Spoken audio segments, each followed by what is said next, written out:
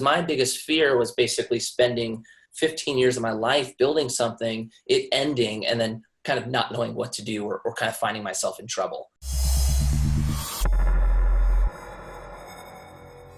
Hello, I'm Matt Theriault of the Epic Real Estate Investing Show, and this is Thought Leader Thursday. All right, today I'm super excited. I'm joined by professional skateboarder, entrepreneur, and the president of Commune Capital. He's been professionally skating since 2001 and still is to this day. In 2010, he began investing in real estate, specifically in storage units. And in 2012, he co-founded St. Archer Brewery, which he then sold to Miller Coors in 2015. That's like every kid's dream, I think, that to sell a brewery to someone like Coors.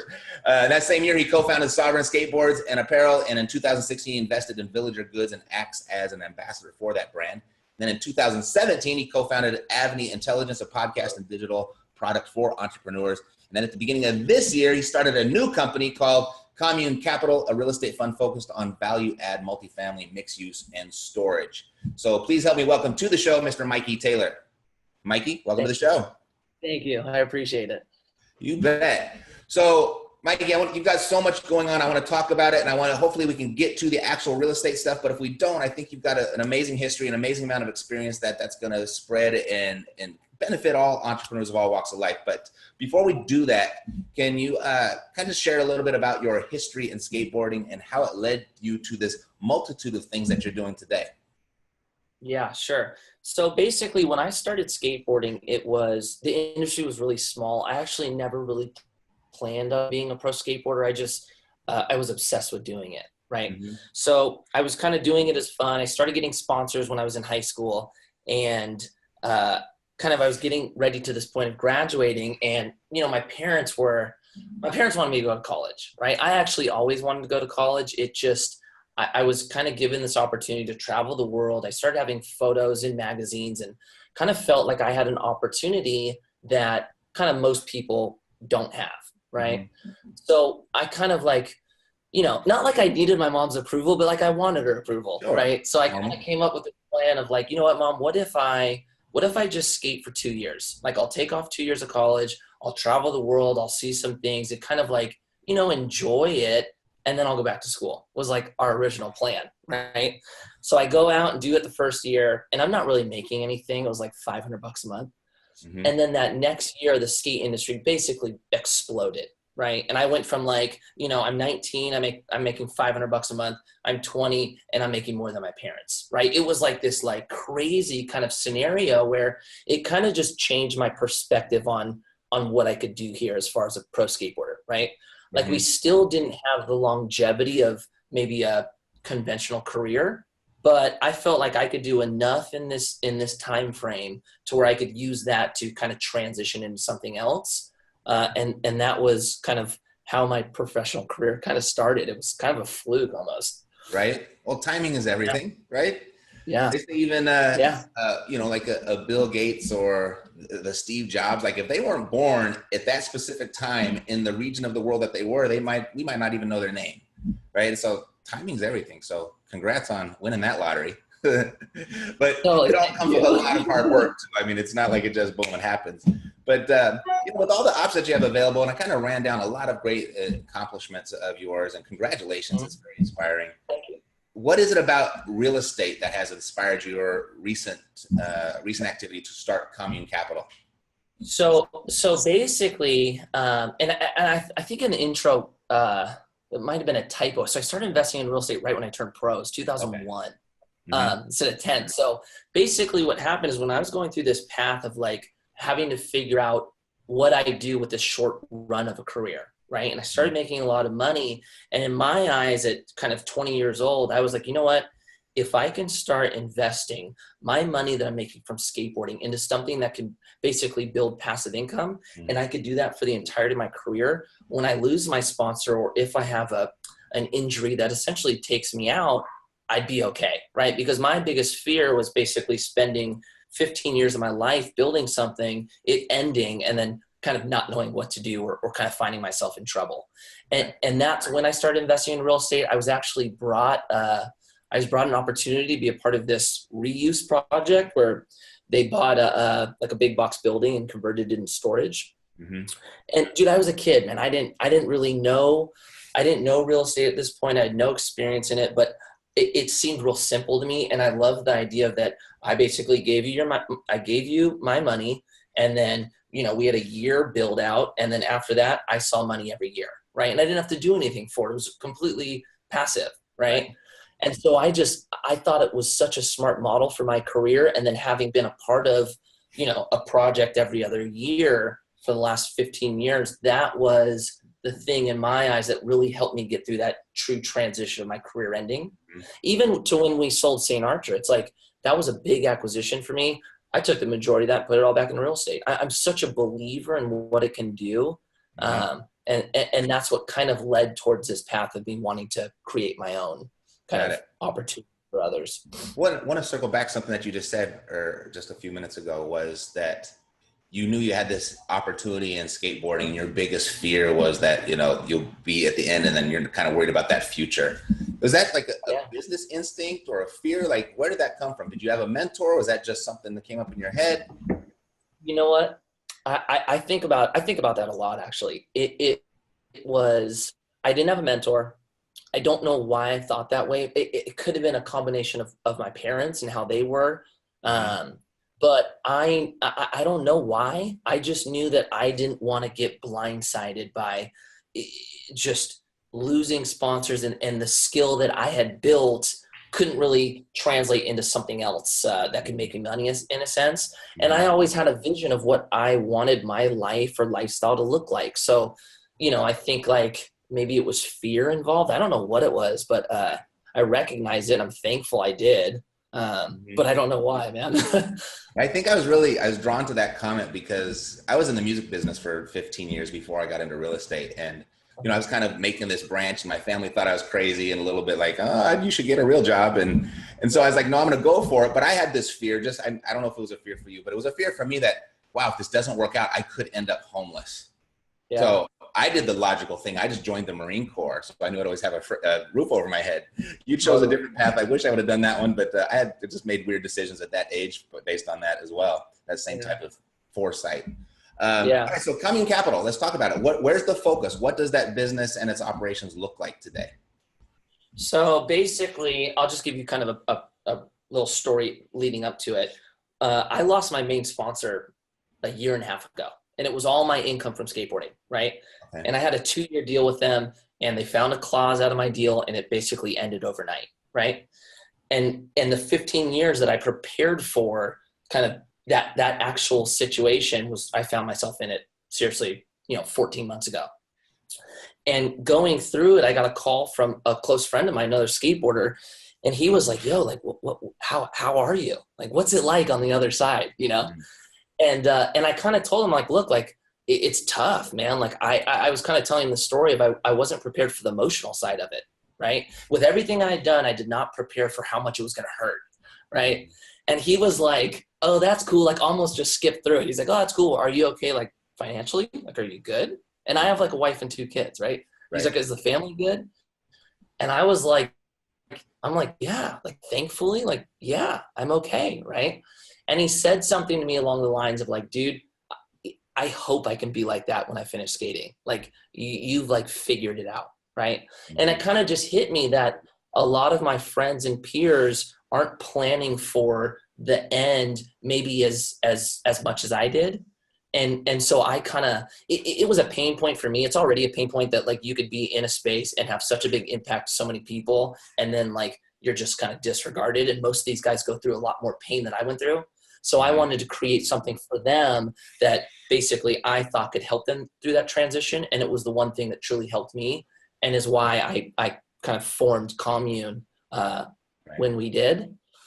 So Commune is made up, the guys who I had invested into, who brought me that opportunity 15 years ago and then continued to the last however long, we all came together to do this new fund with a focus on, like, for me being, I want surfers and skaters and athletes, and not specific to them, but people who either have a career that's going to end or are working a career and want it to end early. I want to create this opportunity for them because it helped me so much. Right. And that's what we're doing. We're focusing on, so we're heavily in multifamily. We actually closed on a deal on the 26th. So 12 days or so, a 34 unit. Mm-hmm. We're real heavy in the value add play. We're still doing storage. I loved mixed use, still love mixed use, and then some reuse property as well. Sweet. So that was just started at the beginning of this year, right? 2018. Yep. So Okay. for this fund, this is the third fund for my partners. For me, this is the first fund that I've done. So this project will actually be the first project in the new fund. Have you been able to share this with your community or the skaters and the surfers? And so, yeah, so when we got that first building under contract, that's when the capital raise began, to start raising money for it. And that's the community I went after because I want to do it. So now we have a good amount of our investors are those people that I'm trying to help. How has it been received? Is it like broadly a consensus, like, wow, this is cool? Or tell you the truth, man, it was received really well, I think, because when we did St. Archer, so me and two of my friends started it, right? Mm-hmm. And one of the co-founders was Paul Rodriguez, who's another pro skateboarder. And then Josh Landon at the time was a surf filmer, right? So it was two skaters and a surf filmer going, we're going to start a craft brewery. We need your money, right? Mm-hmm. And that was such a hard sell. So then going to this, 7 years later, I think real estate is it's a different type of risk for people. And it's a lot more, I think people are just more comfortable with it as opposed to a startup craft brewery. Right. So it was a lot easier than the last time I raised money. That's great. Well, also, if you keep on winning, it's going to get easier and easier as well. Right. Totally. Yeah. And I was thankful to have partners who I had such a long track record with and that have been doing it for so long that it was, I think it was really comforting for a lot of these people that I have a team that just has a lot more knowledge than maybe per se I did at that time. Mm-hmm. That's great. So with all of these wins, what would you say is your greatest victory to date as an entrepreneur? Which one are you most proud of? Oh, man. What I'm the most proud of up until this point, I would say for me, it would be St. Archer up until this point, because we raised money from kind of our friends who are surfers and skaters and snowboarders. And most of those guys had never invested in anything before. So like for us to be able to pay them back such a great return, I think that was probably the best thing I've done to this point. But I will say with everything that I've done, what I'm doing right now with Commune it's the most passionate I've ever been because I feel like I'm trying to fix this problem that we face. So I'm going to make this one my biggest accomplishment. Fantastic. Yeah. I can feel it right now. Yeah. Looking back, what would you say as an entrepreneur? What's the biggest mistake you've made and what did you learn from it? Man, you know what's funny? So I've been asked the same question for the last, 2 months now. I've done 2 kind of speaking events where they asked me this question. And both times I struggled finding the answer, right? Yes. And it's, I fail all the time, right? I've had more fails than wins, right? But kind of what I've learned through skateboarding is to not get stuck on the failures, to just kind of like hit it, accept it, learn, move on. And it became such this process that like, dude, I forget failures all the time. Things that happened to me yesterday, it's like out of sight, out of mind. Mm-hmm. I think probably one of them, man, if I had to really circle back, I would say with one of the companies that we started, it was the first time we ever did a capital raise, and we were giving equity to people for sweat equity. And we gave equity to somebody to help us do something that we didn't think we were going to be able to do. He kind of convinced us to help raise money. Right. And so we gave him equity to do it instead of setting kind of benchmarks where he got equity based on dollars that came in. Mm-hmm. And he didn't bring any money in, and we gave him equity to do it. And then we ended up selling the company, and that was an expensive kind of fuck up. That's it, right? But dude, I mean, I've had a lot of them, dude. I've started 3 companies that failed. I invested in the companies that have failed. It's definitely not all wins. It's just people hear about the wins, right? Mm-hmm. Right.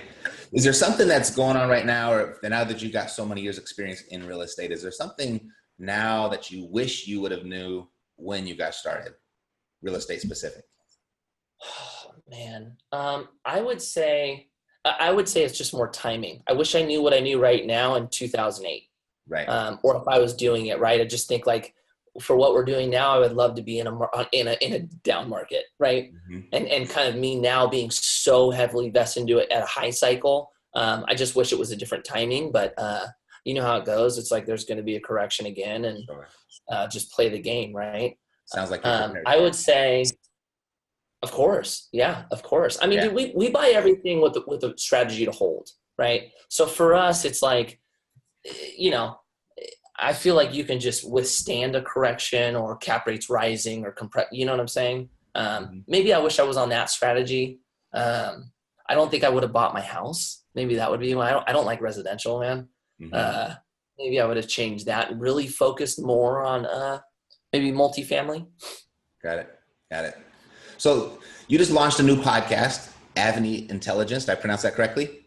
Oh, it's called Avni. Avni Intelligence. So what inspired this, and who should be listening? So I have a really close friend who was the first pro skateboarder I met when I was a kid. And he was the guy who really like kind of introduced me to a lot of people. And we've been close the last 20 years. And he kind of, his story is was a pro skateboarder, stepped away from skateboarding, worked in corporate America, hated it, tried to start companies, failed, and kind of learned on his own from like, he was 27, moved back into his mom's house and lived on her couch, totally broke. And kind of learned through kind of the online learning system now, and was able to create his own company, working for himself. And he like kind of wanted to share that story. And I've always wanted to do something with him. So this was like kind of one of those things where me and like one of my best friends was able to get together, and I was trying to help basically create his kind of dream in a sense, or help him do it. So this is for him, this is his like passion and dream. For me, I just want to like help as many kids learn from maybe other people, as opposed to going to school and going into debt and then starting a company and feeling like it wasn't all worth it. Right. I love it. So who should be listening then? Is it an entrepreneur based or just a general life based podcast? Well, it's based more on entrepreneurship, brand building, people that kind of want to step away from what they're doing and create something themselves. You know, if you have a job, you're just working a job, like I think you'll be inspired by it. I don't think it has to be for this like serial entrepreneur, but that is our focus. Sweet. Well, this has been a pleasure. I know this conversation has inspired tens of thousands of people. We've been doing this, I don't know, 9 or 10 years. So I'm really happy to share you with my audience. And you seem like a really good guy. And this has been a pleasure. If someone was inspired by something that they heard on this show today and they wanted to get in touch with you, what would be the best way for them to do that? So probably like through social media, the best way to get a hold of me is Instagram. I'm pretty good at checking all my DMs or even comments. If you want to reach out to me for anything I'm doing, real estate, best way is Mikey at communecapital.com. Mikey, communecapital.com. And at Instagram, is it Mikey Taylor? Yeah, Instagram's just Mikey Taylor. That keeps it simple. Very good. Yeah. All right. Let's stay in touch. Let's do this again. Sound good? Yeah. Hey, why don't you just send me a text? I want to come out and see you guys. Yeah, please do, because we're darn near neighbors. So let's do it. I know. All right. All right. I appreciate you guys. Cool. So thanks for tuning in to Epic Real Estate Investing. God bless to your success. I'm Matt Theriault, and I'll see you next week on another episode of Thought Leader Thursday. Take care.